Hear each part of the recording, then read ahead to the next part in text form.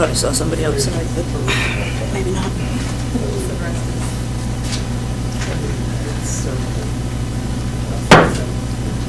Okay, I'd like to call to order this November 30th, 2017 meeting of the Planning Commission. We will start with the Pledge of Allegiance, if you would all rise. I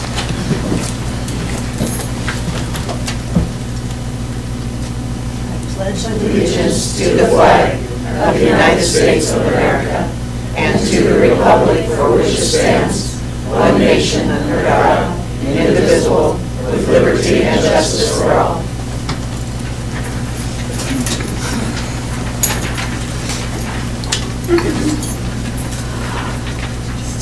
Okay, we have a new thing this evening.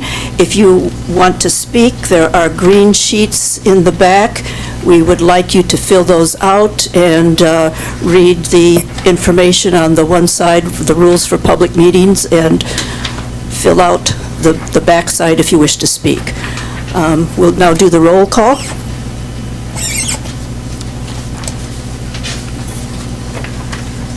Jensen. Here. Sharon Watts.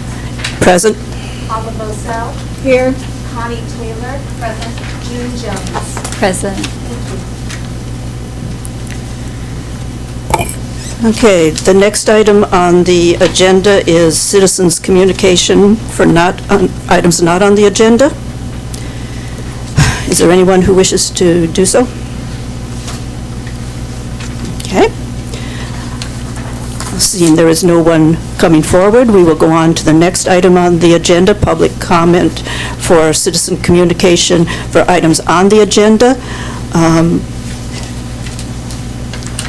You really will have an opportunity to do this later on, so unless there is objection, I'd like to move on to the consent items.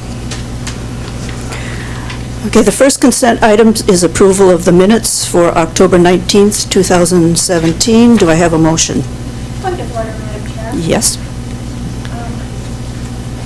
It says approval of the minutes July 20th, 2017, and it says that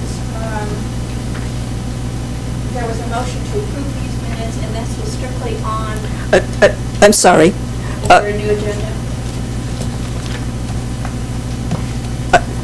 Do you have agenda that says November 30th at the top?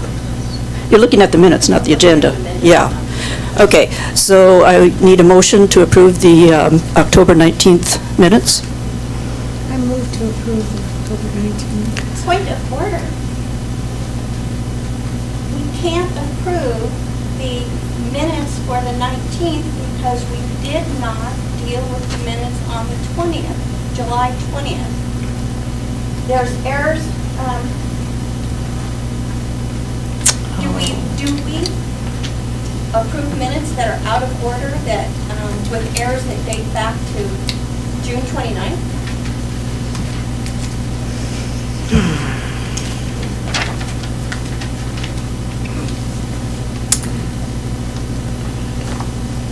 Generally, the law requires you to approve minutes. You know, if there are problems with minutes because they have been, the ones that proposed are inaccurate, then the commission should review those minutes, make the corrections, and go forward. To the second question,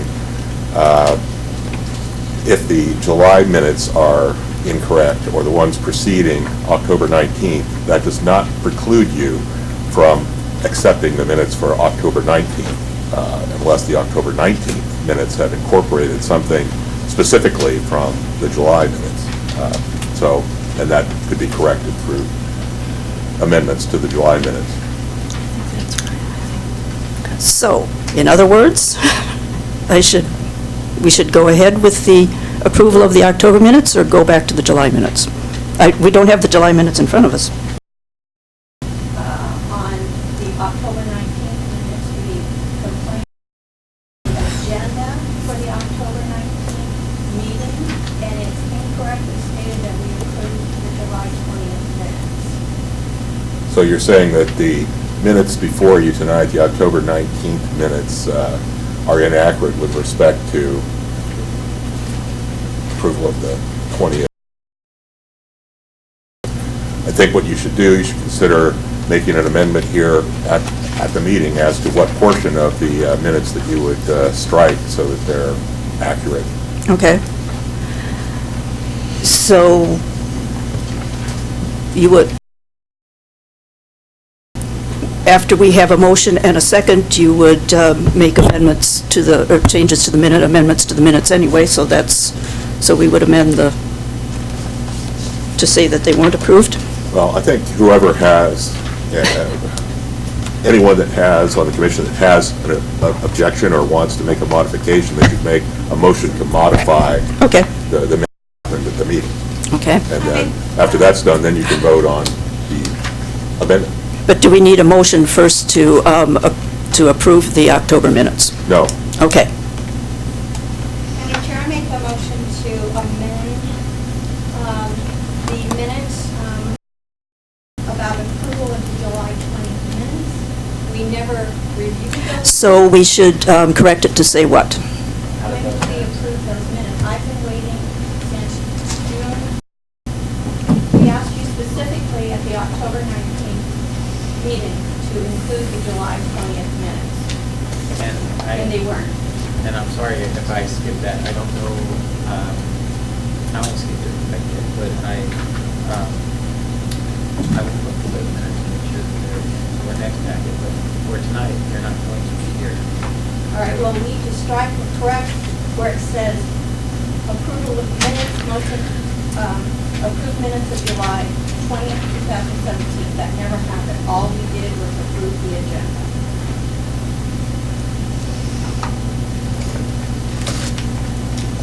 If that's a motion, I'll second. I think, are we moving on from the second? Good question.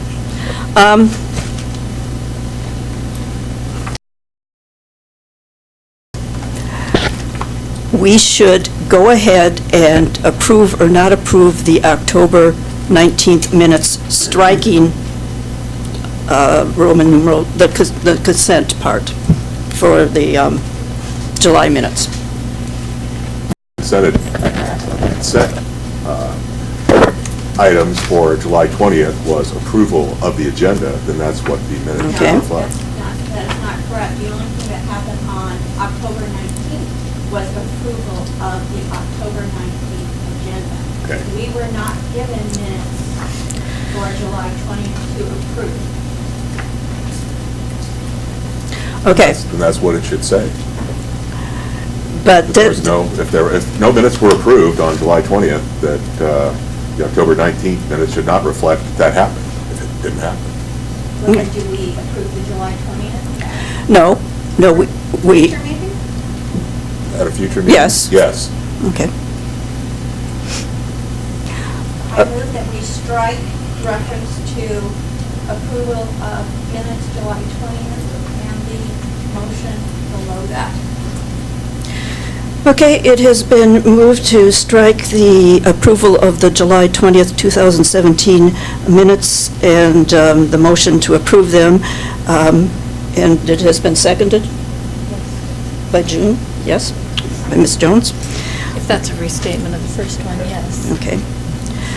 Okay, all in favor? Aye. Aye. Okay. Okay, so can we have a motion then to approve the October 19th minutes Yeah, those would be as amended? as amended. Yeah.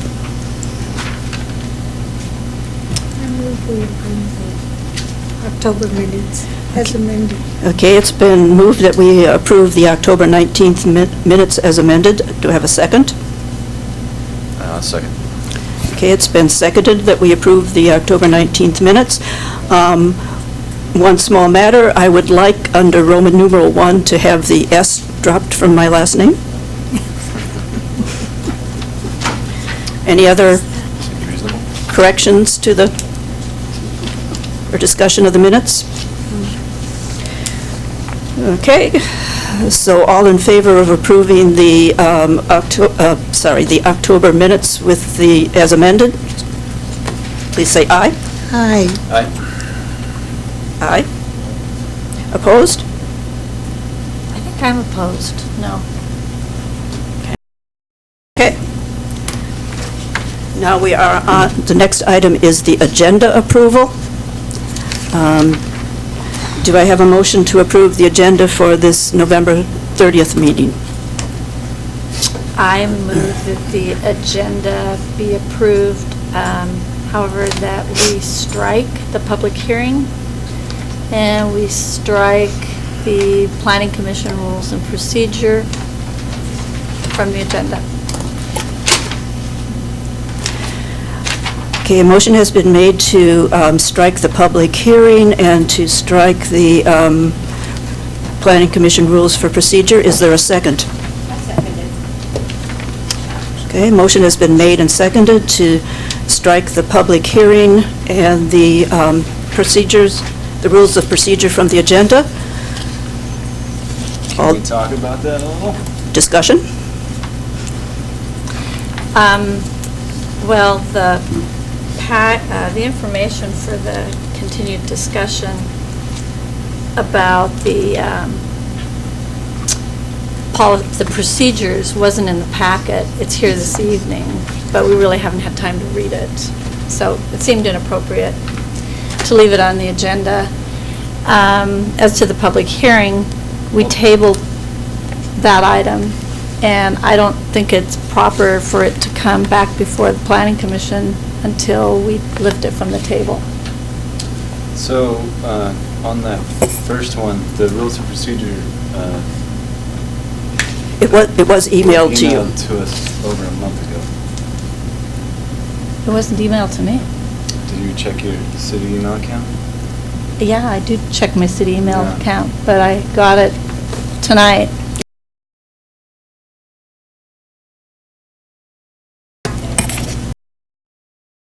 That's exactly why, because it was emailed out a month ago after our discussion, so I didn't put it in the packet.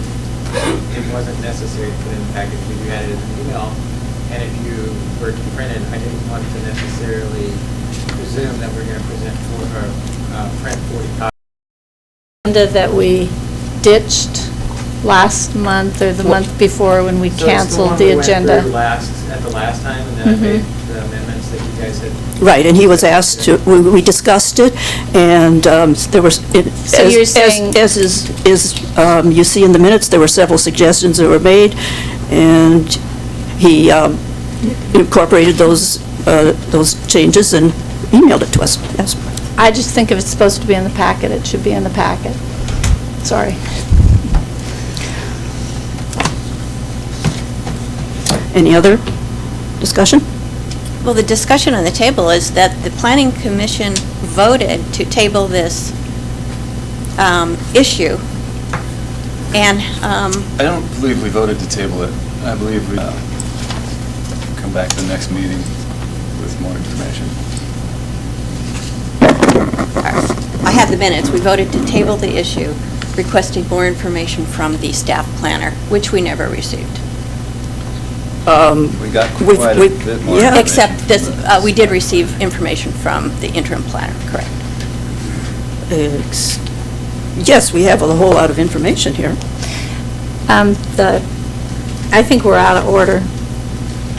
That's the reason I moved to to strike it. We tabled it. The issue before us was a decision as to whether or not we wanted to consider that. And I can read it from the staff report that was given to us, and it was listed below, should receive further 14. That issue was tabled. I don't know how we got a public hearing scheduled without lifting it from the table and making that decision. So I think we're out of order. Okay, Mr. Ealing, what is involved with this? Well, it's interesting. It's an issue that comes up in Robert's Rules of Order that we're constantly kind of discussing whether a motion has been to table something which has a specific meaning or something has been essentially continued to a date certain in the future. And not being at your meeting, I don't know what you did, but I'm looking at for October 19th, and it says that it was postponed. The Glenwood rezone hearing was postponed until November 16th. 2017.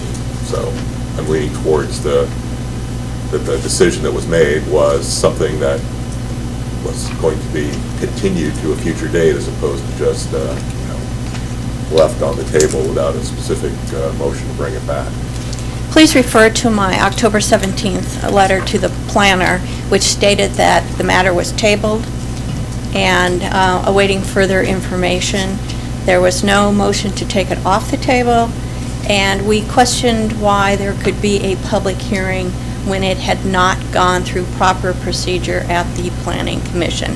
The Planning Commission lifts the matter off the table and makes a recommendation to City Council. That has not happened. It's, I don't know if I was following you there, but I'm thinking that normally you're not going to have a recommendation to go to council until you've had the hearing. Because the commission is supposed to be in a position to hear the, applicant's, proposal, also to hear the staff report, also to hear what people who want to testify say about it. And so that, after you've heard that, that's what you base your decision on. So maybe I didn't understand what you said, but that's how I see the... I still don't recall ever tabling this. Do you have a copy of those minutes? Actually, I do. Or, I remember voting to come back and address the issue at the next meeting. Well, yeah, on page 4 of these minutes that we have in front of us for the rezone, it says continued hearing postponed until You can't November have 16th. Madam Chair, you can't have a continued hearing when you've never had a hearing in the first place.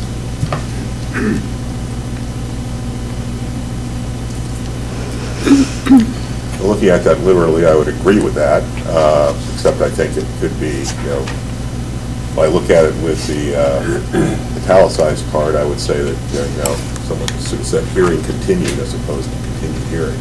Because again, if you didn't take any testimony, there wasn't a hearing. I can hand out my meeting notes from July 10, and I realize that that planner's not with us,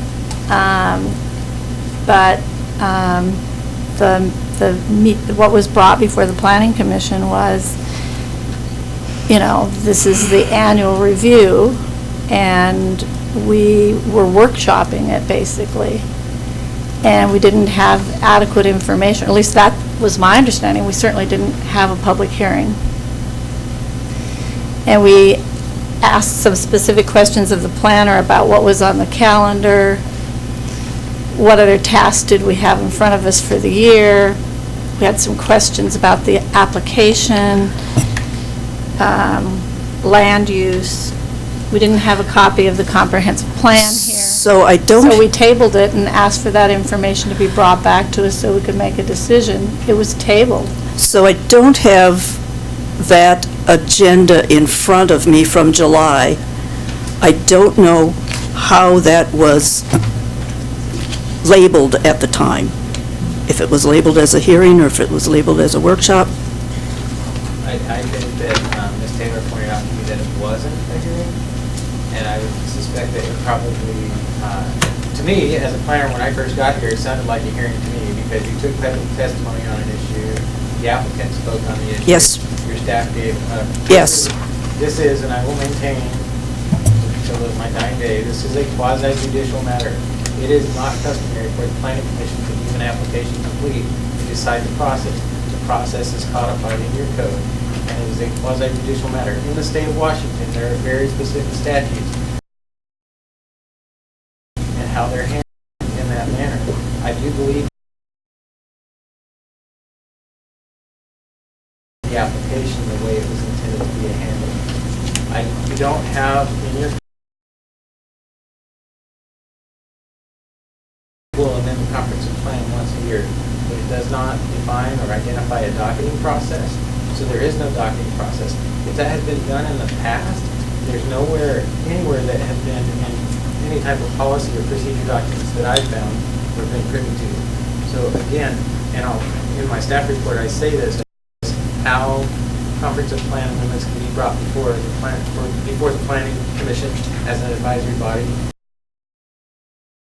And it specifically says that a property owner can bring forward the item with their request. So in that regard, in my mind, if the property owner can do it, that doesn't suggest that you guys get to decide whether or not it gets heard or not. You have to actually take an action on their application. Thank you, Brad. It's titled Item 4, Discussion Workshop, Highway Commercial Height Increase Code Amendment.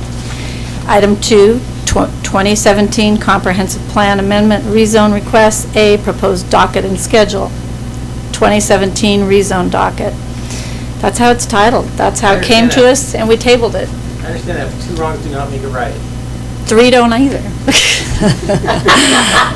I understand, but you have to understand that if you don't take action on this. I'm not saying we wouldn't take action, Brad. I made a motion, it was seconded, it's a procedural question. Sure. We tabled it. I don't understand how we can proceed without lifting it off the table. And here is another issue. Since we never dealt with the July 20th bin held a meeting next month, but that wasn't what was proposed. There was a motion That's made what I to recall. table the matter. I So- recall it being just put off until the next meeting. Because we didn't feel like we had enough information. It was pulled from the docket. Okay, so we have a motion to strike, I'm losing my agenda here, to strike the public hearing. And also the And procedures. And the procedures, okay? Is this a matter that we take a vote on and the majority rules on this? Or is this a legal matter that I think- doesn't matter how we vote on? I think it's one that you vote on based upon how it's been, put forward at this point. It's a motion. Okay? And there was a second to the motion. And there was a second to the motion, yes. Okay? So it has been moved and seconded to strike the public hearing and the rules of procedure from the agenda. can I make a point of order here? Yes. Based on the comments of the other commission members, you can amend motions if someone wants to add to it.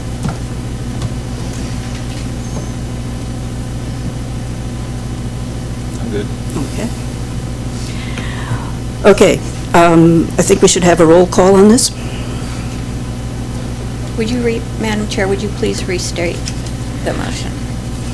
The motion has been made to strike from the agenda the public hearing to consider rezoning property located at 1350 Glenwood Street, and to strike the Planning Commission rules of procedure from the agenda.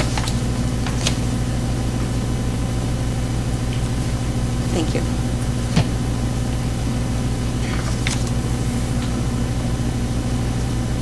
June Jones. Yes. I'm sorry, yes. Thank you. Sharon Watt. No. Paula Bozell. No. Tel Jensen. No. Connie Taylor. Yes. Thank you. This motion has failed 2-3. Okay.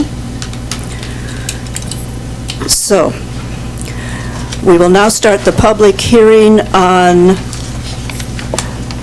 to consider the rezoning of property located at 1350 Glenwood Street from light industrial to high-density residential. Point of order. Yeah. I'm declaring that I had ex parte communications with the applicant at a Planning Commission meeting held on July 20th, 2017. The applicant team was permitted to address the Planning Commission at that meeting. Further, I am also declaring that there has been an allegation of bias directed at me for signing a petition that I felt was in support of the recently adopted comprehensive plan. I am recusing myself from this hearing for that reason. Okay. Okay, so, Oh, well, I'll call another point of order, Sharon. I feel that you have a bias and that you should recuse yourself from this hearing.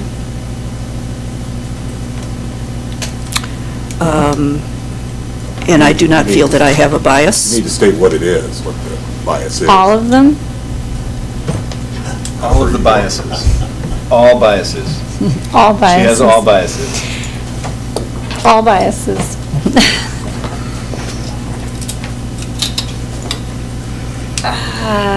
I think that although all of the commissioners have participated in ex parte communication, I have a feeling and evidence that you have participated in by taking actions with the planner, the previous planner. I also am aware of the fact past. What petitions? um, No petitions about this issue. about petitions about development on the east side of Woodland, favoring development on the west side of. Excuse me? I'm not, I don't know what petition you're referring to. Your application for the Planning Commission cites your involvement in an organization. That had to do with Meriwether. The east side of Woodland. You voted on a prior application for a site-specific rezone in this area that you favored. Okay, So which- voting as a planning commissioner on another issue is bias? Which, She had to vote. which rezone was the, Cross-examination. we are not supposed to be cross-examining. Which, I'm not sure what you're referring to. I think No, you have a bias. No, I'm not sure what site-specific thing that I voted on that you're referring to. There's been a number of them here. As you've served on the Planning Commission, I think they show a bias A bias towards, not having development on the east side of Woodland and having development on the west side of Woodland.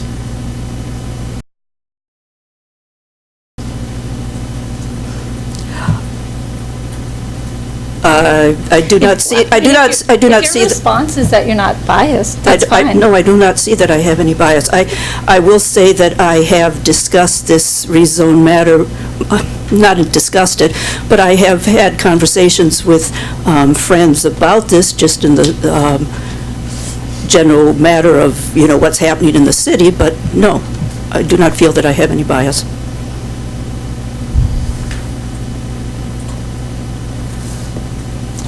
Okay, and I would like to ask the other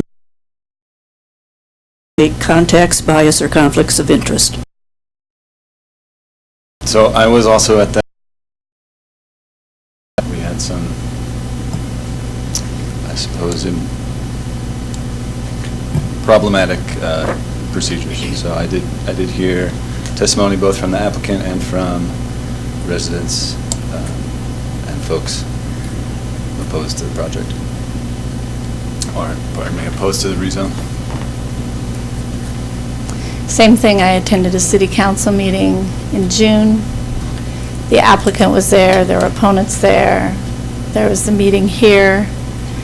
I signed a petition about low-income housing. It doesn't apply to this site-specific rezone.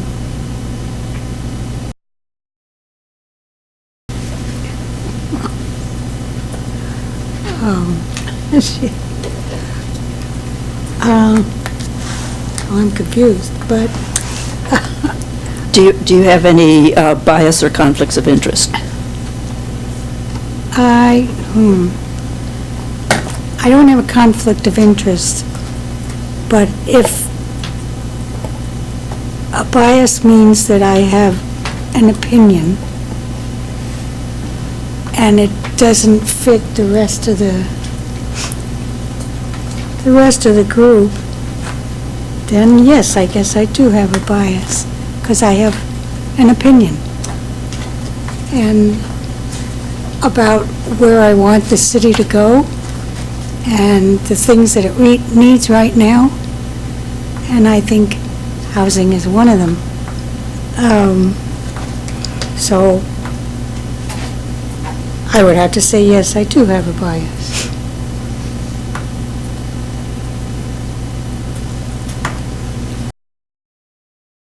Perspective is, do you feel that you could listen to the testimony and be... Point of order, Brad, you didn't ask Connie that question. Well, No, it's because of the answer. Connie chose to recuse herself. And I'm not going to get into specifics about petitions and things like that. I'm trying to clarify to Commissioner Bosel what bias actually means. Bias means, yes, I'm going to vote no on this. Or, yes, I'm going to vote yes, regardless of whatever testimony I hear. That's a bias. Okay, well, no, I have not made up my mind, because there seem to be good points on both sides. And I think that part of the problem is getting over this low-income housing, which this is not a low-income housing project. Just so you all know, there is, when you're talking about a rezone of property, there is no approval of any development on this site at all. So if you choose to rezone this high-density residential, whatever use is allowed in the high-density residential zone could be allowed. If you choose not to, then whatever use is allowed in the light industrial zone can be allowed.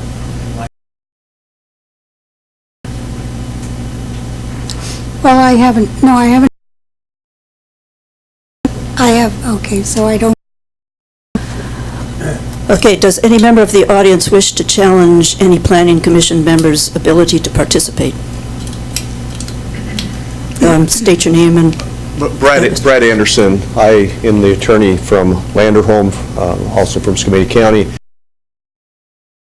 I'm here for my partner, Steve Morash, who has a medical emergency. My understanding, and I'm getting old, I have to look at glasses sometimes, but my understanding is that Commissioner Jones, signed a petition. I have it in front of me. It says, below are signatures of Woodland citizens and/or business representatives that are opposed to any additional low-income housing in Woodland and/or rezoning of the Woodland industrial areas. Based on a lot of comments that have been made, I think Commissioner Boswell, you said it, we don't know exactly what is going to go in there, but I think that Commissioner Jones's extrajudicial statements show a bias that she would not be able to be fair and give my client a fair consideration in considering the factors in this case. So we do object to Ms. Jones continuing to serve on the commission. Thank you. So, Mr. Ely? Well, I've also looked at the petition, and it just isn't talking about low-income housing. It talks about rezoning of the Woodland industrial area, and this is that's what this is about. So I believe that this is enough to sustain the objection to her continuing on the commission to hear this particular matter. So, This is a site-specific application. I disagree. I don't. And objecting to Sharon and her attempts to silence Ms. Taylor at the July 20th meeting by raising an issue of bias at that meeting. I think that we have a proponent of the application here, and I think we have, I didn't want to really raise this, but Paul, she has an opinion. I think her opinion is influenced by where she resides. So I think this is nothing more than an attempt to influence the outcome of the matter, and if... Feeling left out. I'm sorry, Tel, you've got your own residency issues, so... Okay, so... But I think there's a lot of bias here on the commission.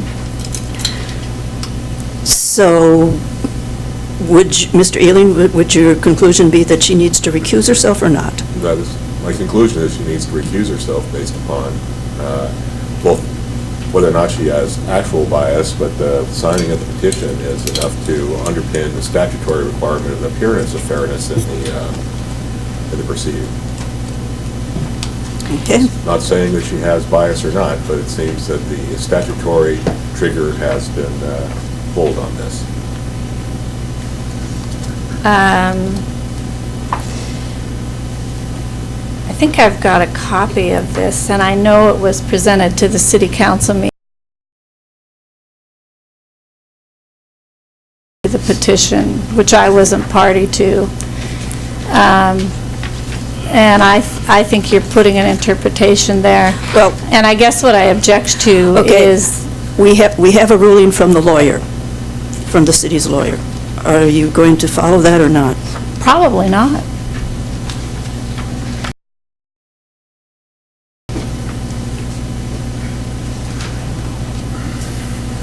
Is anyone from the audience, is there any other challenge from the audience?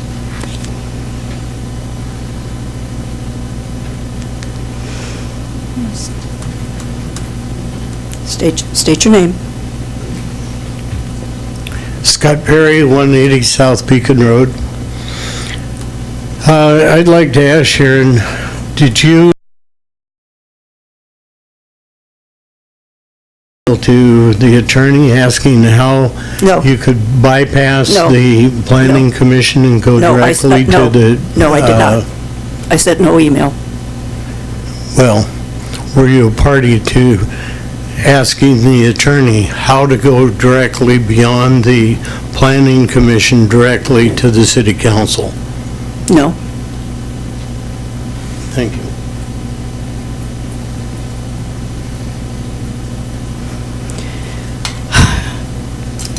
If you wish to say something, come forward. Give your name. Darlene Johnson, P.O. Box 1808, Woodland, Washington. I was just wondering, when I heard that Paula lives that close to the facility, how close, if I lived right next to something that was going to be rezoned, I would have a bias completely. And if she lives that close, I think she probably has a bias. Well, I would have felt the same way where I was living prior to this. That's immaterial. Well, where I live has nothing to do with what I feel. Is it close? Is it very close? Yes, I live right on... I'm not saying you have it, but there's an appearance of a bias, which is the same thing June has to get off. There is an appearance. Let's get more specific. How far do you live? I live on the next block. How far? Is it a... Halfway in between the next block. Do you own the property you live at? No, I rent. Okay. Thanks.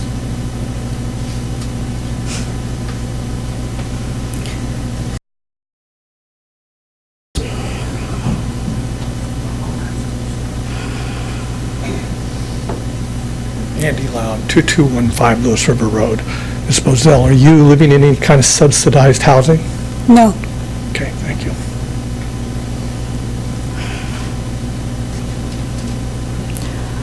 Okay, so we need to proceed on this. Okay? Ms. Jones has been told she needs to recuse herself. I'm going to stand with, if I'm biased, you're biased, Paula's biased. I'm sorry. Well, that is your assertion, but we... Well, then my we- assertion is we- that I'm not any more biased than the other members, and seeing as I'm only one vote, shouldn't make a difference. The attorney has advised that you need to recuse yourself. So would you please recuse yourself? No, I won't.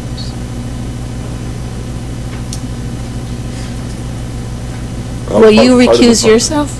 Part of the problem here is that there's a couple problems. One is that the applicant has the right to a fair hearing, which I'd like to see, and there's statutes that tell us what to do, and I'm trying to advise the commission as to what those statutes are and what their responsibilities are. And, you know, not only has the city had my opinion, but they had an opinion from another law firm with respect to this.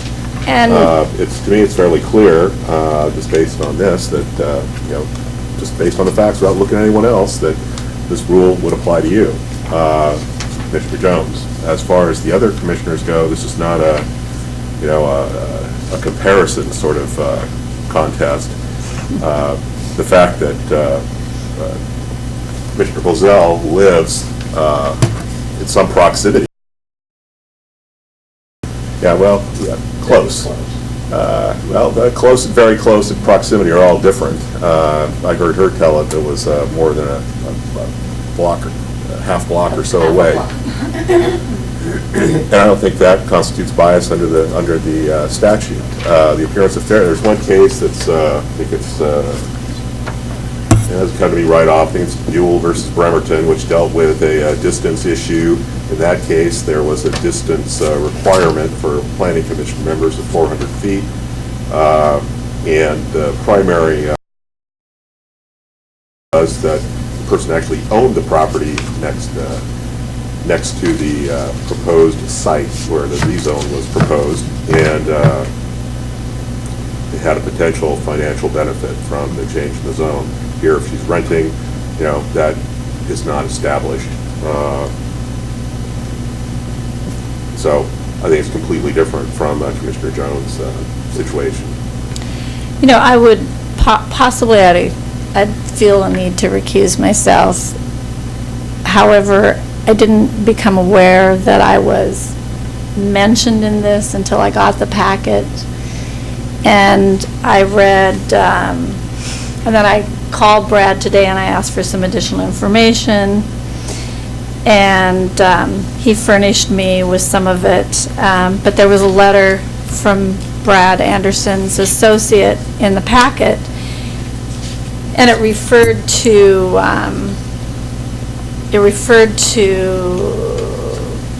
it's come to our attention that there's, the city's in possession of 2 legal opinions about commissioners. And I'm like, what 2 commissioners? You know, am I one of them? And I thought it was very interesting that the applicant had information that the council didn't. That the council didn't? The planning commission didn't. This was in our packet. You're right, it was in our packet. We got our packets Tuesday, or that's when I got my packet. And I think that goes to your bias, that at the July 20th meeting, when you tried to censor Commissioner Taylor, you were aware of those letters. I was aware of the petition. What you said was, Ms. Taylor, Commissioner Taylor, I was told you can't vote. I was told she had to recuse herself because she'd signed a petition. I was told you can't vote. Well, You didn't say anything about the petition. You didn't make any innuendo about it to push. And I was here So sitting therefore- next to you, and I yes. said, excuse me, why? So I don't see your point. I think if you had a feeling that there was a bias amongst the commissioners, you had a duty to bring it up to us at that meeting, and instead you withheld it. I think that expresses your bias. It's my bias. It expresses my inexperience on running. The vice chair of the planning commission? I think maybe I ran the meetings once or twice as vice chair. Well, I'm I don't know that that's an excuse. You had a duty to tell us. Well, you had the information that you had signed the petition and you didn't mention it. You know, tell my position is that I signed a petition about low-income housing. They're not applying for low-income housing. Okay, we can keep arguing about this. Well, you're Yeah, but- arguing about your bias. So the question is whether you are going to recuse yourself. And the opinion is that you need to recuse yourself. So I would ask you to please recuse yourself.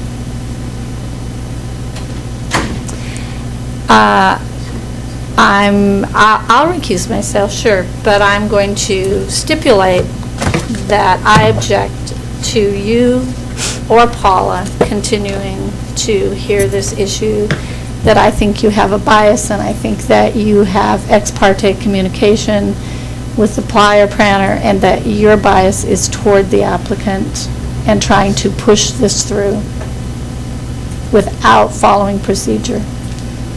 Okay, so please. For purposes of the appearance of fairness statute. I'm not sure that we didn't all have ex parte communication with the applicant at the July 20th meeting by the chairman. He's talking about this. About this ex parte contact, it's meaning that other people aren't there. And if you're doing this in the middle of a meeting, it's not ex parte communication. So. Well, I'm kind of- I want to be sure it's in the record that I was asked to recuse myself by the applicant, that the city staff withheld information from me, and that the Planning Commission chairman withheld information from me, and that the city attorney withheld information from me, and withheld information from the public, and furnished the information to the, and furnished, excuse me. I'd like to ask you a question. Did you, Ms. Jones, and Ms. Taylor, have communications with the mayor with respect to whether or not you should continue on? I did not, no. You know what Ms. Taylor did? I don't know if she did. Did she talk to you about it? She did after I asked her about this, after I asked Brad about it today. So just today would be your testimony or your statement, okay? Today, I was like, when did this information, I see that you sent a letter to the Planning Commission on June 2nd. I had not even applied to be on the Planning Commission on June 2nd. Both to the Planning Commission and to the City Council. I see a letter from the Lander Home Group, and if you'd let me finish my statement for the record, that there was information available to members of the planning and to the applicant that were not furnished to the public. And I'm not. Okay, you've made your statement. Now, I would like to move on, if you would recuse yourself. Did Mr. Ealing, have you furnished that information to the public? Is it in the public record yet? I really don't know what you're talking about.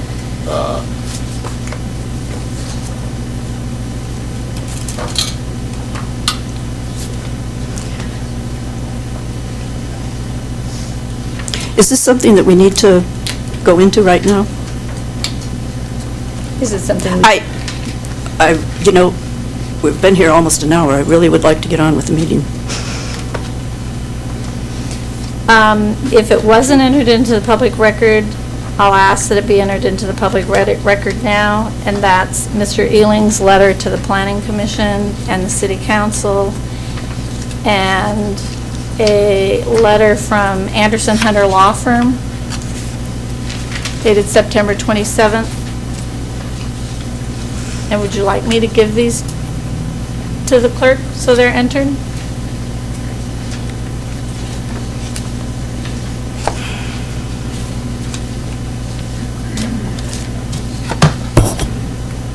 And I'll state again for the record that I think that there are other members of the Planning Commission. So you have made that very clear.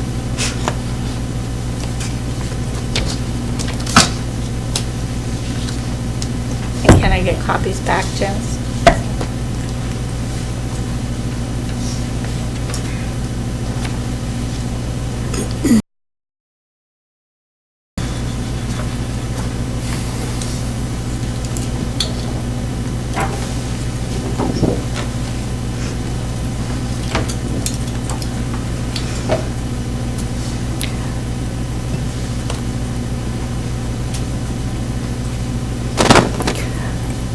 Okay, we will now start the public hearing to consider rezoning the property located at 1350 Glenwood Street from light industrial to high-density residential. We will begin with the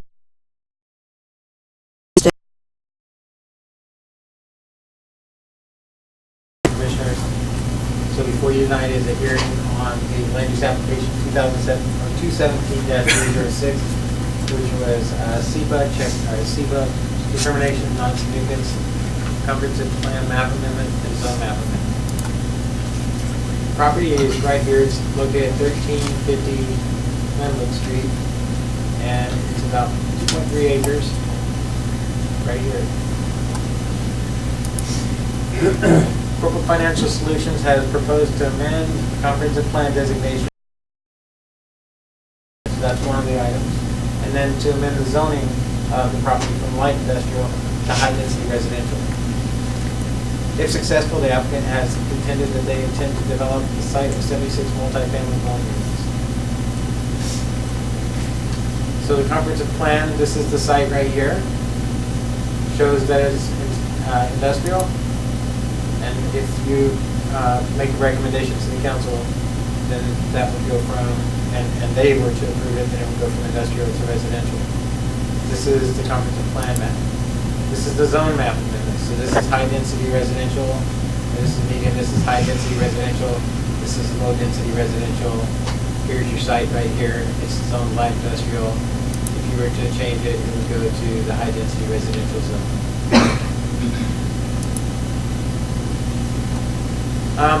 So I guess the governing statutes in your code are chapter 17.84.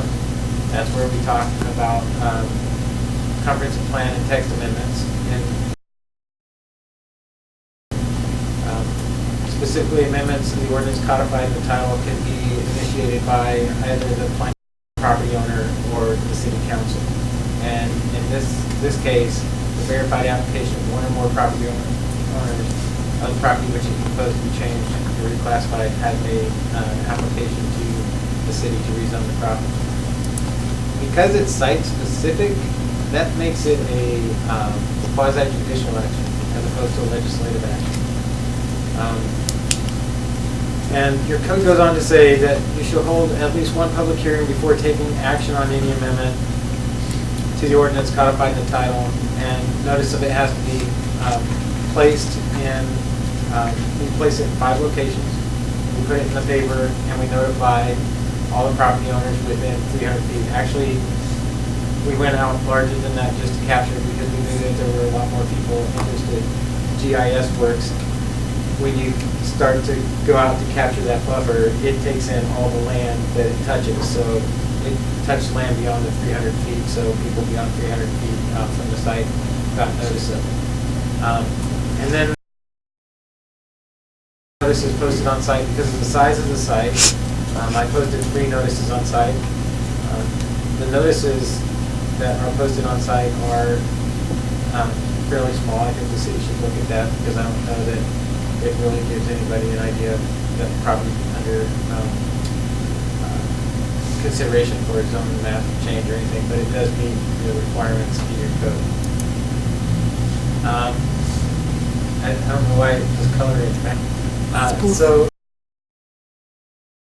specific review criteria, but it says in there that the application by the property owner shall be based on consideration of the comprehensive plan. Let's see if I can fix this real quick. I apologize. Can you take a quick recess so I can change the color? Can you highlight it? Maybe. Good. Well, I'm in a slideshow, so I yeah. don't really know what to do. We can't dim the lights at all, can we? We could try. Would that help? We're gonna try to change the color here. Yeah, that won't take long.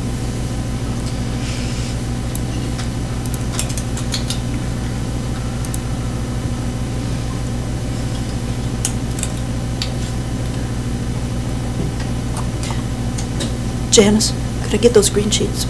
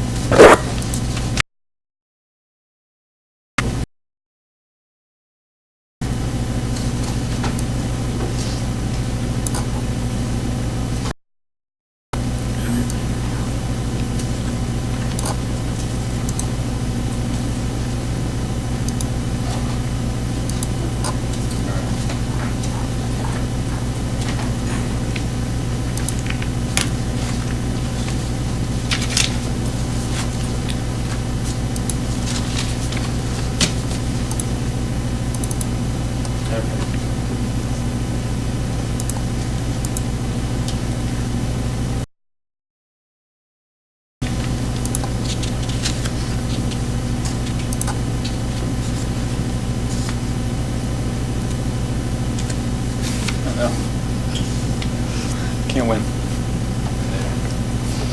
Patience.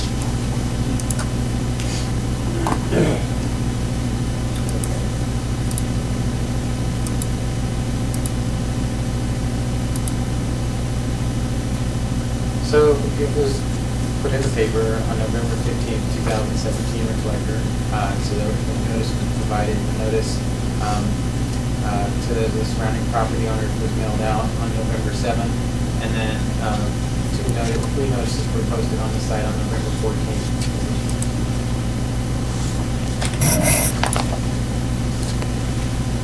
So, look at that. It does.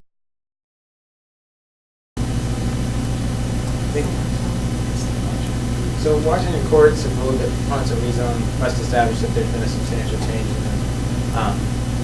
That there's been a change since the last, something, can you hold on a second? I'm going to get this right.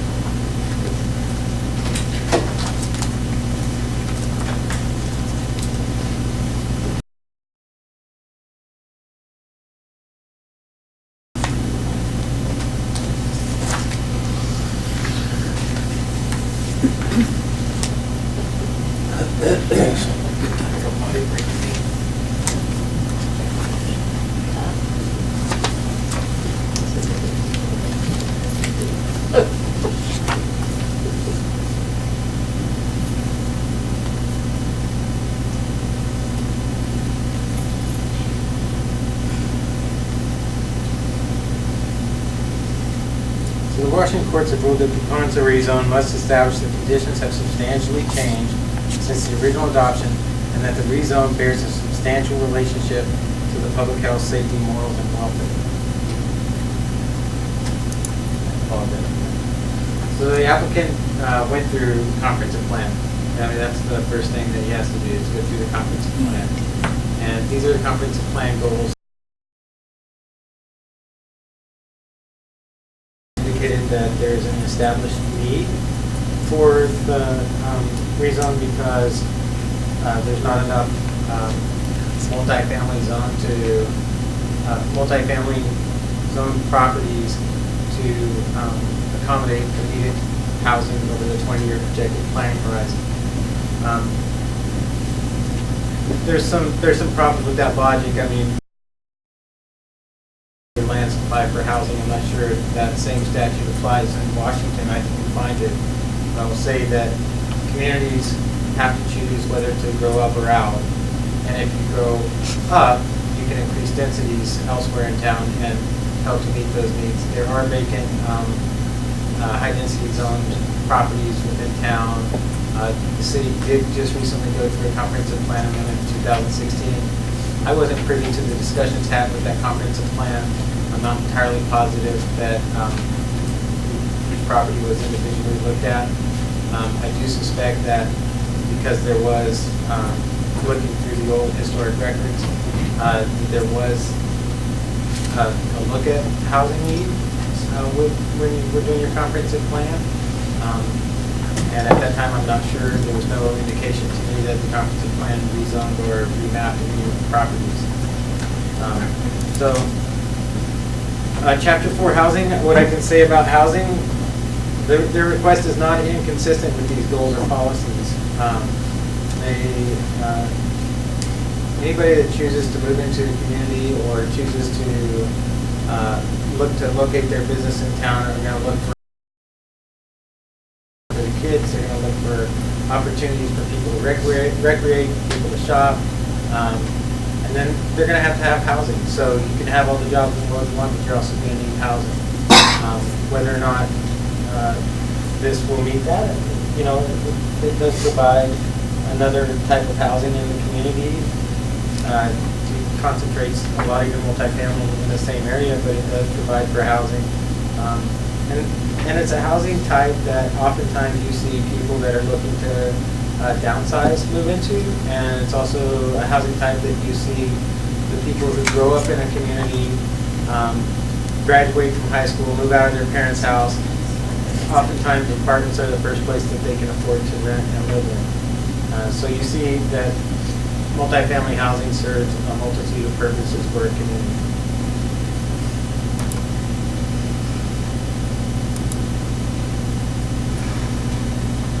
So the applicant contends that, there are policies in your comprehensive plan that talk about needing to site multifamily housing in locations near commercial facilities, near civic. You can tell from the original maps, the zoning and comprehensive plan maps, this property is right on the edge of some property of a lot of other multifamily properties and residentially, low-density residentially zoned properties to the south. Generally, properties to the north and to the west of this site are going to be properties that are either industrial or general commercial, typically what planners call employment lands. So, it's a good thing to have housing near employment lands. It's also a bad thing to locate housing next to industrial uses, and the applicant in that vein has indicated that, this helps to provide the adjacent owners that are in multifamily housing from the existing industrial activities that are going on across the street. So the street would serve as a buffer in addition to that buffer they would have now this development. It's up to you whether or not that exacerbates that condition. It's an existing condition that's already there. I guess my point is that, again, it's not inconsistent with your housing goals and objectives in the comprehensive plan. With economic development, it also, again, it talks about locating where you want to locate, having just moderate industrial activities in general, where you want to locate them.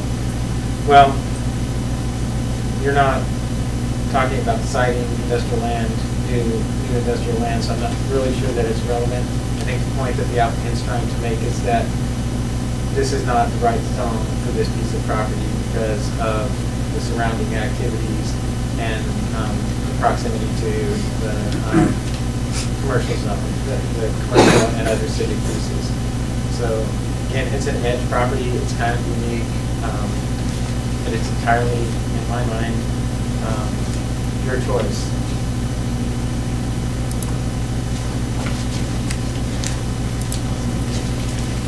So you've had a lot of, you've heard a lot of arguments against this since June 20th, or July 20th, and probably even before that.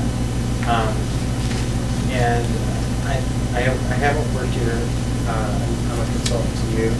I have looked at the comprehensive plan. The request that the applicant has made is not inconsistent with the comprehensive plan. There are services available to that area to light industrial and residential, so the provision of services is not really an issue. With regard to traffic, it will generate more average daily traffic trips, but the way that communities look at not everybody that drives with a license or something these are planning for traffic. They look at 2 times the AM and PM peak hours. Those are the busiest times of day, and so then they look for conflicts and uses that are going to create conflicts in those at those times. Although this creates more average daily trips over the course of the entire day, during the AM and PM peak hour, it's going to create the same amount of traffic or a similar amount of traffic as in light industrial use. So. Order. Okay, no comments from the. Let him continue. So, I guess I don't have a strong opinion. I could make an argument one way or another for this, for or against this property or this project. I truly believe it is a community decision, but I think as a planning commission, you need to specifically ask whether or not the applicant has met their burden of proof to say that things have substantially changed or there's been a substantial change in their community to warrant this amendment. And with that, if you have any questions, I'd be happy to answer them. Okay, are there any questions for staff from the commissioners? Okay. We will now hear from the applicant. Good evening again, Brad Anderson. I live in North Bonneville, Skamania County. I was the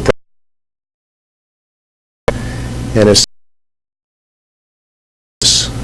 this was one of the more interesting preliminary meetings I think I've ever heard. But isn't it wonderful to live in America where citizens have a right to reflect the community? So you volunteer your time, it's not fun, there's a lot of reading you have to do, but there's no doubt that you fill an important. But I think the elephant in the room was kind of shown here, and that reflect the community, and the decisions you make are there on behalf of the community. What is that you capacity. I've had over 100. We head into a situation like this with our own prejudice, our own bias. The question is whether that's going to affect your decision to be fair. But the words quasi-judicial are important here because you have to do your best to not make this a popularity contest. You have to do your best to decide this on the law. You have to be objective in deciding whether or not we have met our burdens in this case. Because as important as it is that we reflect the community values, we also are a nation of laws, and we have to decide things based on the law. I know that staff sometimes will recommend against a proposal.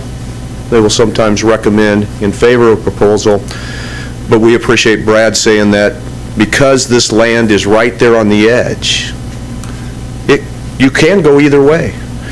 What I'm asking, and I'm going to try to be short because my gosh, look, I just was quickly reviewing was it 200 pages of material, and I think our client, Mr. Humphrey, Damien, is here.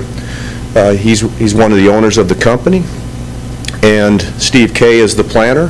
He's the one that put all of the material together. So the question you must decide today is whether or not we met our burden and whether, objectively speaking, the criteria for a rezone makes sense in this case. And I submit to you that the evidence in this case, because it is one of those pieces of property that are on the edge, that the weight of the evidence favors that this looks more like it should be a residential piece of property than to continue. And the nice thing about zoning, I mean, the toughest burden we have is, shoot, you just did the zoning. There's been a substantial change. And I think what we've submitted to you shows that, in terms of one of the things you have to do is always balance your work properties and the place to have the people that live. I'm going to be very short. I don't know if I'm limited to 4 minutes, but It would be nice. yeah, I'll try to limit myself to 4 minutes. So maybe starting now. The rezone, first of all, is you need to add, as I understand, the balance is out a little bit. I think that's what Brad was saying, is that because you need some more residential land. I think it's like 25 acres of residential land and maybe 10 acres of multifamily land. Now, when I was at Stevenson, we used to come down here and play Woodland, and I had to play in that old football field, and it stank. I mean, it was really bad. Now I'm jealous because you have that new one. But my understanding is even the available residential land you have is subject to flood zones, and there's problems there. And I can tell you, doing this day in and day out, the times are coming that we can't build, or we can't spend enough money to be able to make those lands buildable. So I think it's almost, if anything, it's probably the numbers are understated to say what your residential lands are. So one of the flexibilities you have, and that's why you are allowed to do rezones, is you are flexible to say, you know what, we missed it a little bit, so let's adjust it and have more residential land. But that's not my best argument. The second argument is that the zone factors favor rezoning. Put up there, and I think I've got a couple I'd like to hand out if that's okay. These are just aerial photographs. Would it be okay if I approach that?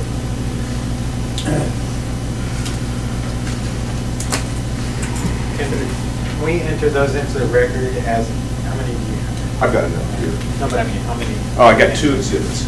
So, exhibits O and P, or N and O.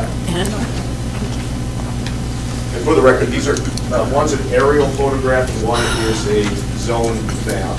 So the zone map will be exhibit N.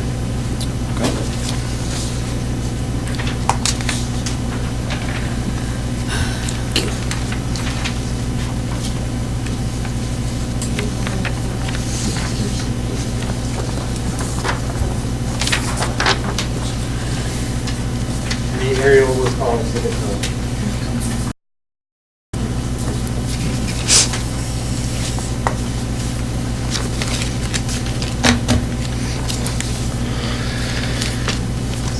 I'm not a planner. I've worked with planners many, many years, and one thing they always told me was you want to have straight lines as much as you can. You want to use natural boundaries, like rivers and streams, lakes, but you also want to use roads. So all you have to do is, when you look at the zoning map with all the different colors, you can see that it doesn't, even from the eye, it doesn't make sense that you got this little sliver that slips in between it. I kind of see it as the hamburger in between two buns there. You got residential on both sides of this, and then you're going to have this industrial piece sucked in right in there. So just from, and you got the roads. I mean, if you look at the aerial map, you'll see that the roads provide a natural boundary. It's an artificial natural boundary, but it provides a boundary around this sliver of property. So I think when you're looking at just traditional, conventional planning issues, whether there was a mistake made in 2016, I don't know, I wasn't here, but the fact that you have this little wart on the skin there that's in between there presents kind of an interesting issue. So I think that favors squaring this up that's consistent with the roads. But here's the last argument I want to leave with you, and then I'll turn it over to Mr. Kay, who's the planner and a lot smarter than I am on meeting these factors. But I can tell you that no reasonable or decent buyer would want to buy this piece of property, because they will know that with only, if you had 10 acres you're going to buy, if your hamburger in between the two buns was 10 acres, that's probably enough land to satisfy some buffers and to not be a nuisance or interfere with your neighbors. But when you only have 2 acres, isolated by itself, like you see here, as an island, there's very few developers that would want to develop this property into an industrial site because... Shh. Quiet, please. Because no decent developer is going to want to create such a nuisance to their neighbors. The smells, the truck traffic, the noise, all of those things. So this property, there'll still be some value. There'll be somebody that's going to say, I don't care about my neighbors. I'm going to buy this piece of property. I'm going to, to hell with everybody else. I'm going to make this work. But that's not a decent, reasonable buyer. And I would say that therefore the value of the property would go way down. The better option is to recognize the neighboring properties, which are residential on both sides, so that the property will have a fair market value, and it's going to be used in a manner that doesn't create a nuisance to its neighbors. So, of course, at the end of the day, I think Brad said it well. You probably won't be wrong if you rule against my client, but you will be more right, and you will be doing the zoning, and I think the neighborhood much better, including the existing houses, and that's what zoning's all about, is you zone, I mean, look at the picture there on the wall. I mean, I understand. But when you make your consistent and most compatible what exists there today. Thank you very much. I appreciate you volunteering your time. And again, on behalf of my client, we hope that you will recommend to the City Council that they allow for the rezone to go forward. Thank you. Okay. So we have another applicant, right? I'll just make a quick statement. So, Steve Kay, Cascadia Planning. I don't want to add too much more to what Brad has already said, and Brad Kilby, the planner, as well, in the staff report. Basically, we concur with staff's findings. We do feel like this application does meet a number of the policies and goals of the comprehensive plan, and we've shown that to you in our applicant statement. So we're here to answer your questions, to help you through this process, to make the decision that will benefit the community.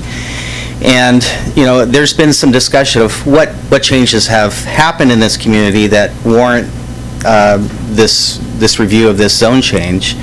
And in my mind, it's the fact that this property is for sale. And when this property is sold, it's going to be developed.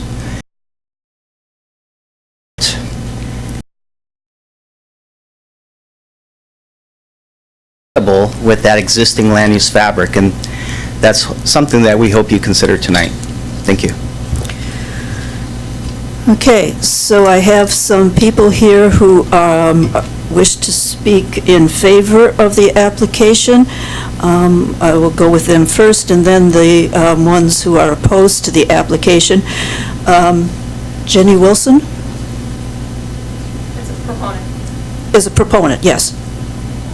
Oh, I'm sorry, opponent. I'm opposed. Sorry. Oh, I'm sorry, but you marked proponent. Oh, I'm sorry. Okay. Okay. Bill Dunlap? You marked proponent. What were the two options, proponent and? There was applicant, proponent, opponent, and other. Oh, I did see opponent. Okay. I saw applicant. Chris, Rob? Okay. I'll bring my phone with me so I keep track of my Proponent. time. Yeah, we would appreciate it if you would. Chris Rowe, 429 CC Street, Woodland. I've been here before to talk to you. You have material talking about our vacancy rate and our need in this community. We have typically in Cowlitz County 1 to 2% vacancy factor across the board. Some of the private ownership apartments in town that you'll see in there have 0 and 1 unit vacant. some of the market rate housing on that side, close to the property, have waiting lists. Whether it be for a new cell phone store, a new coffee store, these entry-level workers. Where do they live? They can't afford $300,000 houses yet. Hopefully someday they will. But we have to have that bridge and that space for those people to live and work in. Same thing for industrial jobs. They don't all make $50,000 to $100,000 starting off. You got to have that housing available for all levels of the community.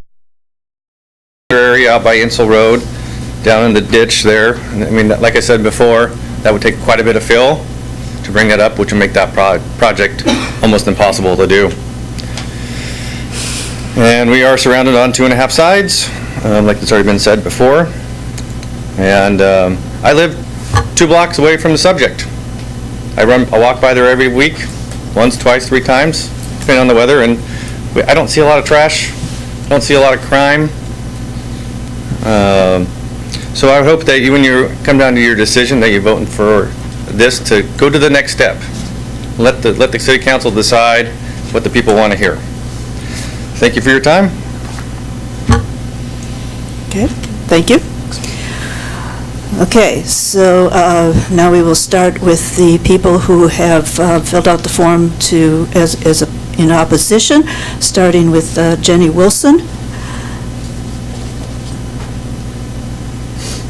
And I just want to say in general, we have quite a number of people here who signed up as opponents.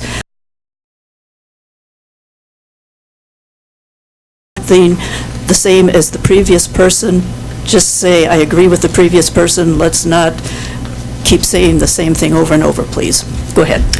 My name is Jenny Wilson. I live at 248 Raspberry Lane here in Woodland. I'm concerned about the loss of jobs that will result from rezoning light industrial land to high-density residential. A study needs to be completed to determine the future financial impact of lost job revenue to the city.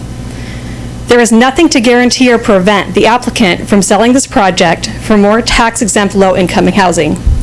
We need tax revenue to support our schools and community services. You know, our recent election, a lot of the tax measures were turned down. So, you know, it's obvious that the city of Woodland does need more income. And if this is turned into low-income housing, we are going to lose income, you know, that is needed.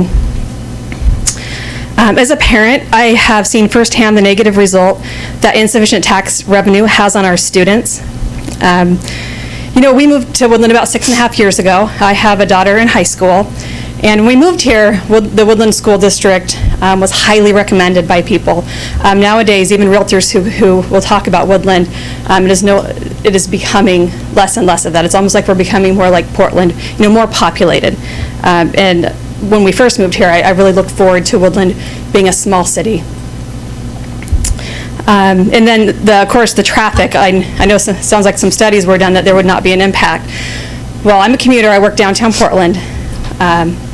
When I come back, you know, at evening rush hour, and I'm sitting on I-5 waiting to come off the off-ramp and just hope that a semi doesn't hit me because I'm on the freeway, or if I have to go get gas at Safeway after work, and I have to wait in that long line to try and get back to my house. Traffic is already impacted, and I truly believe the City of Woodland needs to look at the traffic infrastructure and find a way to resolve that before we continue to build, you know, multifamily properties to bring more families to Woodland. So I request that we do not change the zoning from light industrial to high-density residential. We need industrial jobs to support our schools. Thank you. Okay, Bill Dunlap.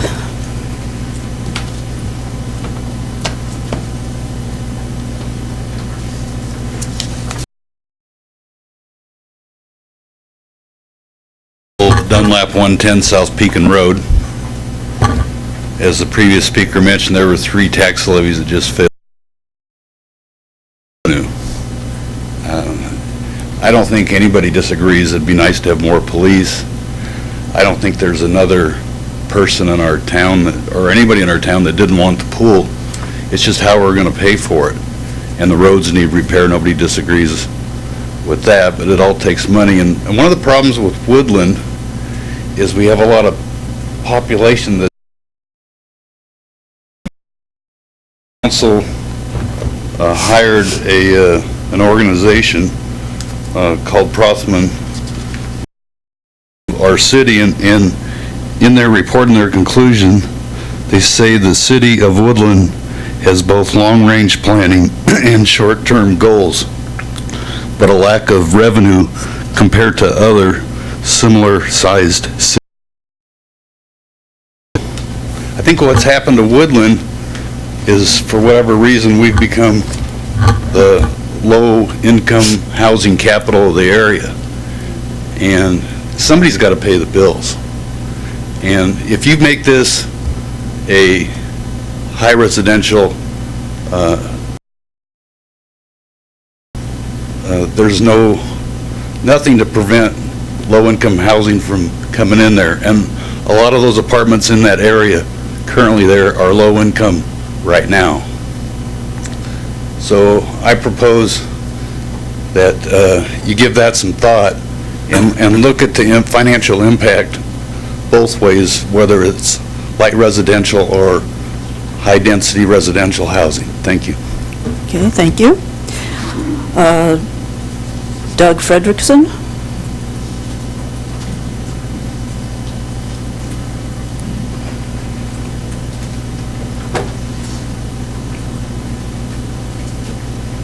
Doug Frederickson, 550 Columbia Street. Did you guys get this letter from Hayes Cabinets? Yes. Could you post it on the... Can't do that? We don't have a overhead projector. Okay, well, as long as you got it, that's good. Lauren was here, I don't know. No, he's still sitting back there. He's a business owner right next door to us. Paula, you are right, and Chris, you are right too. Except you guys need to put the houses where they need to go, because you already have a zoning for that on Mills River Road. I mean, if it's below the floodplain, that's not the citizens' fault. That's the developer or somebody else that might buy it.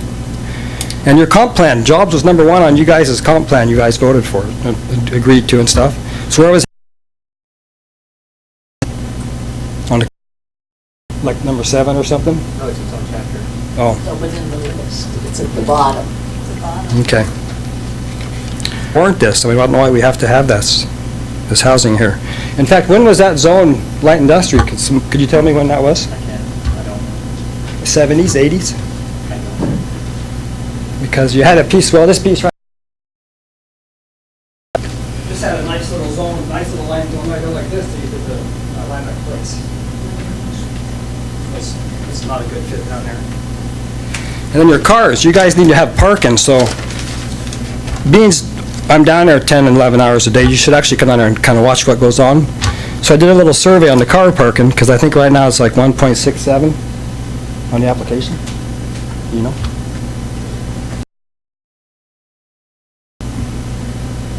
I don't know offhand.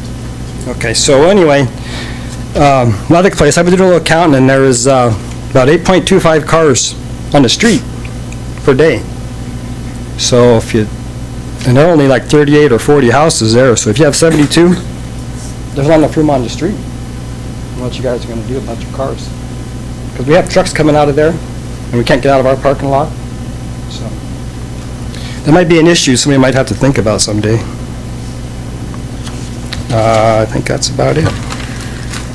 Okay. Just a minute, let me make sure. Sorry. Yeah, that's about it. Any questions? No.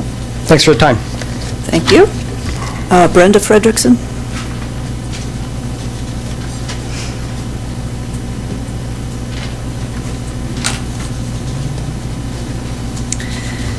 My name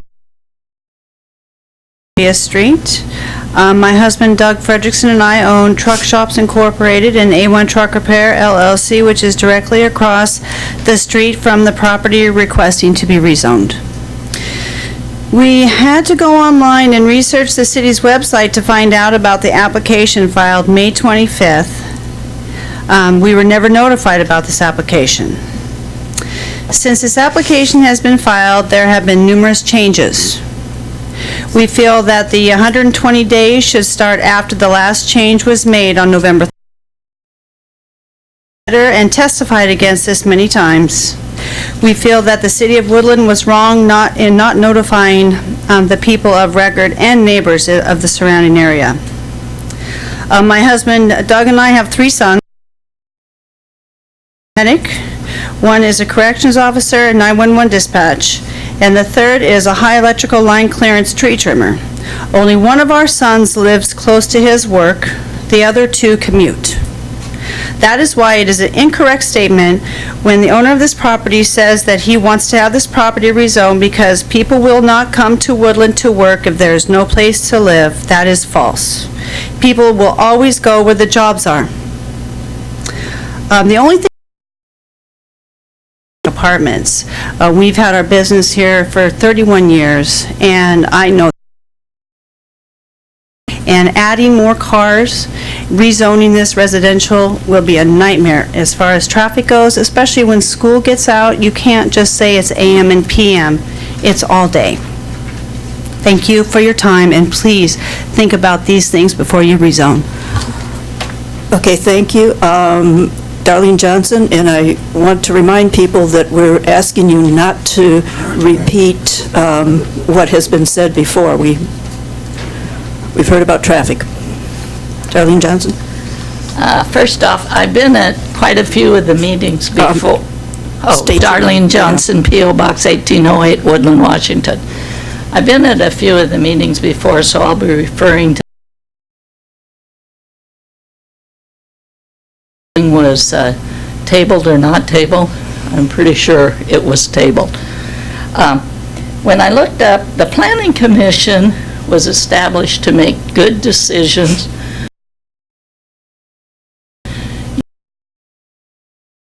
commerce that represents just under 170 businesses. And when you look at how many businesses it includes, Hayes Cabinet includes 170 businesses, about includes every business in Wood, not every, but the majority of the businesses in Woodland. And they asked you to oppose this rezone. I think that is telling you what the business community thinks of this rezone. Then we had, and I repeat that your job is to do what is best for the citizens of Woodland.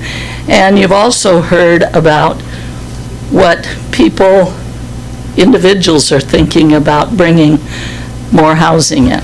Now, at one of the meetings, we were discussing low-income housing, and if there had been a stack of Bibles, I swear the applicant would have sworn on it that these were high-end apartments, really high-end apartments, no mention, and said completely nothing to do with low-income housing. Yet in the application, it lists all the need for low-income housing. Why is that even applicable? Why would that be in the application? It wouldn't be, unless maybe something has changed. I know the application has changed a lot, but we had a lot of people here opposed to any more additional low-income housing. We have like 13 to 14% Lucalso, and that they're in the 2 and 3%. We don't need to be the attraction for low-income housing, and it makes me wonder how much of what the applicant says you can really trust if one minute they're saying we need low-income housing, and in the prior meeting, high-end residential. Those things don't compute. You got to listen and connect the dots. In July, well, first off, I also kind of wondered how this got to be a public meeting, but I guess we have already decided that it was. And the Planning Commission said he notified all of these people within 500 feet. I was at a meeting just prior to this, and guess what? The Port of Woodland never got official notice. The Port of Woodland is industrial. You would think that anything that is affecting the industrial area, they would be the very top of the list to get the official notice. And I was talking to Pipeline, and he swears, because I was yelling at him for not being here, when I was coming from a meeting that was a little bit more fun than this one, to come here, and he wasn't coming, and he said, well, we had no notice. We had no notice. And ended up talking to Pete with the city of Woodland, complaining about it, so I know that's a true statement. Then I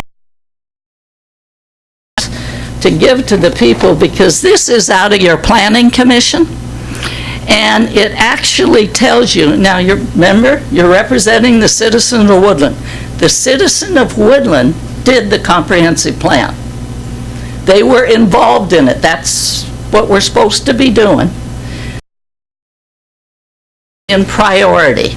What's the priority of the people of Woodland? Top of the list, recruit new businesses for more employment opportunities. 2, 3, 4, 5, 6, 7, 8. The bottom of the list, promote additional housing options. Representing the people, you should look at what the comprehensive plan said. You know, the world hasn't changed in less than a year. You know, I mean, I don't know how you can even be considering it and keeping it on, and why you didn't reject it a long time ago. Especially when now, in the application, if you read it, it discusses the need for more additional low-income housing, and the person is saying you need transition housing. You know, well, that's not high level. That's not high level residential. Well, if you remember, that's what it was supposed to be, all high end. We didn't believe it because that isn't an area that would support high end. We have businesses, then we have Woodland Truck Line. We know trucks. We've had it since 1967. You might say we're almost a specialist in that. Trucks and industrial areas are served by trucks. That's how. There isn't a train that goes right next to everybody. So trucks do it. Trucks are not a good mix with cars and residential, especially high residential. There's a lot of cars. It's bad enough that the school went down there because that affects us. It also affects people that are looking to come to Woodland. When they're looking to come to Woodland and they see that you got all of these, I'm talking business, income housing, and you put housing, high-density housing, residential, right next to the industrial, you know, you're not going to have anybody knocking at your door to put in an industrial site. And, you know, there was a comment said that, you know, no one would buy this property or be a good steward. Well, I know a couple people in the audience that would like to buy it, and they've shown that they've been a good steward because they're current businesses in Woodland that are providing good paying jobs. And it's just, you know, look at your comprehensive plan, know what your duty is to represent the citizen. The comprehensive plan shows you what they want. The Chamber of Commerce shows you what the businesses want, and it's all against this rezone. Thank you. Thank you. Dave, is it Lester? Just for the commission's update, the page that Darlene was speaking about is page 3. It's called Woodland 2016 Comprehensive Plan Update, Vision Survey Results Summary. So it'll be page 3 of the comprehensive That's plan. Okay. We'll go ahead and put it in as Exhibit P. You can have it back, Darlene. I think we have it. Oh, okay. I have a copy of it. Well, I wouldn't be. And again, I would ask you not to repeat things that have been previously said. I'll try my best. Dave Lester, 1333 Glenwood Street. May I hand some documents out here?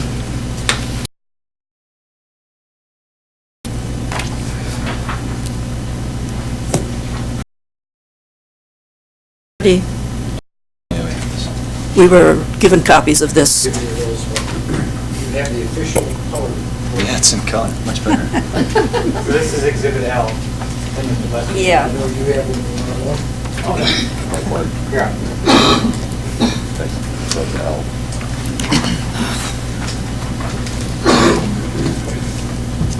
And for the record, Exhibits L and M went out to the planning commission. Perfect. Via email, and then it was out on your desk. Let's do it, right. When you got in. Right. So the documents I handed you are from an attorney we had look at this application, go through the planning, comprehensive plan, and I've commented on many things. One of the interesting ones that is not a repeat of what Darlene said, but second page, in the comprehensive plan, the city will prioritize future expansion of industrial and commercial economic opportunities to attract family wage jobs and community, commercial, service, residential. I think what you'll find here is that at least our attorney doesn't necessarily agree with this change of comprehensive plan or zoning is a good idea. When Topper moved to Woodland in 2010, we didn't do our homework apparently enough, or weren't aware, but the piece just south of us that now makes this the Hamburger piece of property was also light industrial. If we'd have known they were going to do that, we would even move to Woodland. It's been a real pain having the neighbors we have, but that's the way it is. To repeat something some other folks said, we live right across the street from this property. We were not notified. So I don't know what planning was doing. You weren't there, sorry, but we were not notified. Comments on trucks. We have anywhere between 8 and 20 trucks a month leave our property. Some of the loads are up to 130 feet long. So I'm sorry, but we don't help the traffic problem with what we have, but more houses or more dense population and cars, people certainly is going to help that change to the zoning. Questions? Guess not. Thank you. Scott Perry?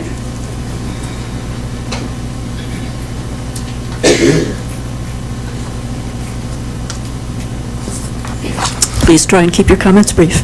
Scott Perry, 180 South Pekin Road, here in Woodland.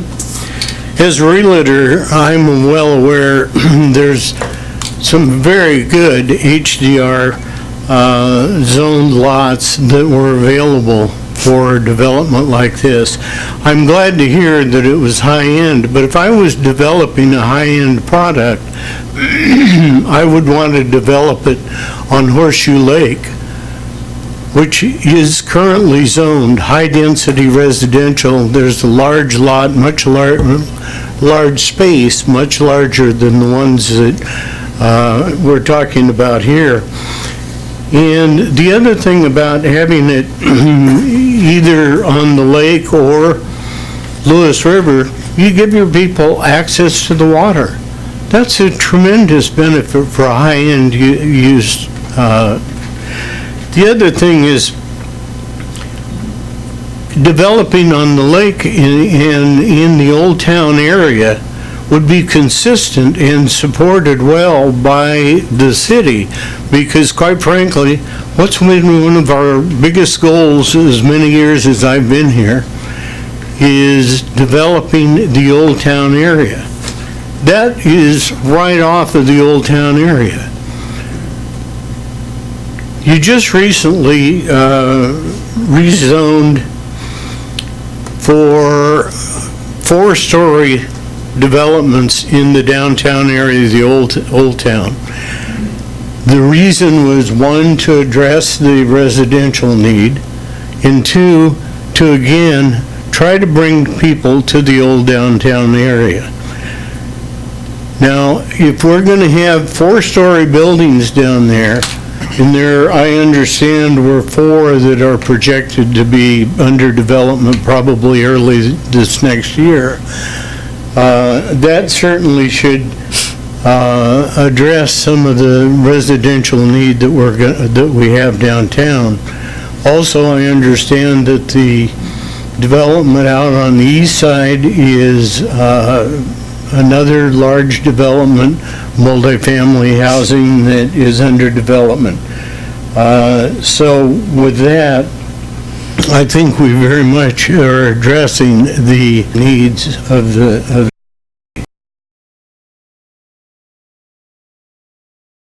goal of approving and adding residential to Old Town. Why would we even consider rezoning industrial land in another area which would directly compete in the Old Town? So we'll have a walking downtown, which many of you support strongly. I quite frankly don't understand a buyer purchasing a parcel not zoned for the intended use. That's very, very, very rare. As a realtor, I would probably lose my license if I did that.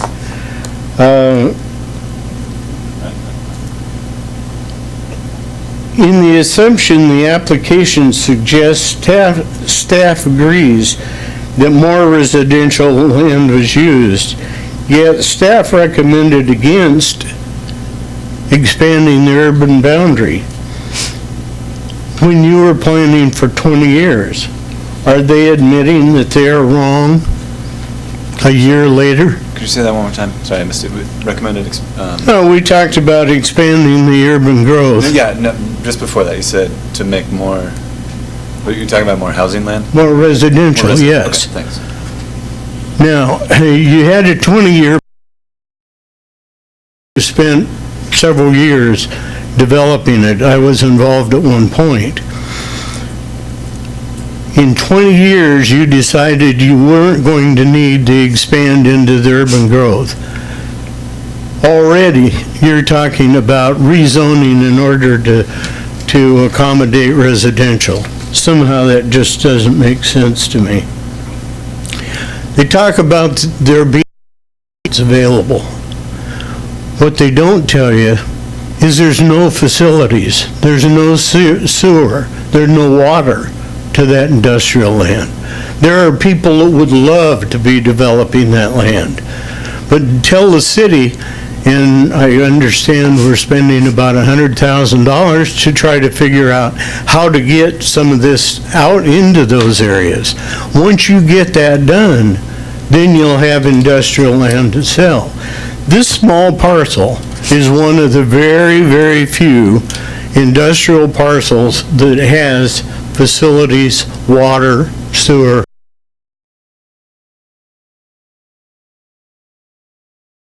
At that time, I believe we were told that was going to be for veterans. You're there today. There's a requirement, it's mentioned on page 14, the bottom paragraph. Has the applicant shown substantial change since the new comp 2016? I don't believe so. You have done a lot, the council has done a lot in approving the high-rises in the downtown area and so on and so forth. But I think that those things are addressing the residential issue if there was one. In fact, I'm afraid we'll probably have way more residential than we can support. Page 37 of the November 7th document that Cascadia provided, they show, quote, no development of the site. What he's saying there is rezone it, then we'll figure out what we're going to do with it. Reminds me of the other property. My concern is once it's rezoned, control over the final development. Planning needs to focus on documentation in documents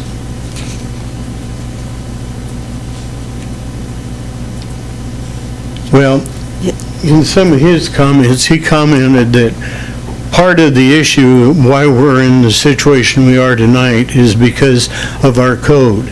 I know a couple of commissioners have talked about one of the issues we have is we need to address our code. And that's something that planning should be focusing on. The fact that we just spent a whole lot of money and a whole lot of years, consultants, a big mistake. You know, I appreciated what the gentleman said that said, you really reflect, you want to reflect the concerns of the community against this rezoning. Doesn't take much to see what the community thinks of this idea. I'm only going to touch on traffic because it's normally already been the traffic addressed. study is in the immediate area. Actually, talk to Napa. They today have a traffic. People can't get in and out of their business. Another 76 units, assume probably at least 2 people per unit. I think it's another traffic issue. Thank you. Okay, thank you. Okay, I have here Lauren Swanberg. You didn't say whether you were proponent or opponent. Please come forward. Are you speaking for or against? Lauren Swanberg, 660 Mitchell. I'm pretty unacquainted with your process here, but it seems quite difficult to comment if we're told we can't repeat a comment that's already been stated. The little hamburger thing and the property lines, I can understand that, but the hamburger was created by the city, not by us landowners that bought into this industrial area years ago. That's property too. I can understand that it makes sense to get the blue out of that zone and get it to the street lines. But every car that's in that proposed residential area is going to be dumped onto an industrial street. And we're all running trucks in and out of there all the time. And it's dangerous. Columbia is a very unlit street. When we've crossed there, put 150 more people or 200 more people in there, we got a problem. I think the last thing I would say is if the processes were reversed and we were trying to rezone residential into industrial, it wouldn't even be an issue. You would not do it. So I'm against this. Thank you. Okay,